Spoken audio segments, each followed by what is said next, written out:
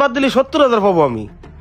আপনার 10% আর আপনার যে কন্ট্রাক্টর আছে সে খাইছে 10%। ওটা কোত্থেকে আসবে? ওটা দিতে হবে না আপনার? কি কন 10% খাইছে মানে? আপনি এ যাবৎ 8 লাখ টাকার মাল কিনছেন, এই 8 লাখ টাকার মালে আপনার কন্ট্রাক্টর 1 লাখ টাকা কমিশন খাইছে। 1 লাখ টাকা কমিশন খাইছে? হ্যাঁ।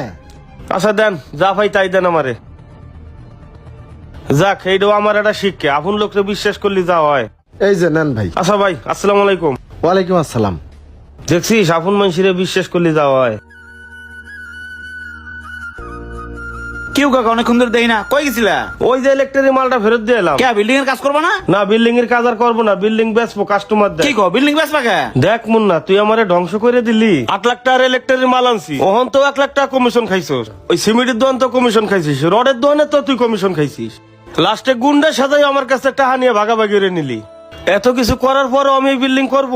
আমি তো অনেক ঋণ পাতি হয়ে গেলাম রে বাবা। শোন, অনেক বিশ্বাস করে তোরে আমি গ্রাম টানছিলাম, তোরে আমি বলছিলাম এইটা আমার শেষ সম্বল। আর এই বিল্ডিং পাইছে মানুষের দিনা পরিশোধ করা লাগবে।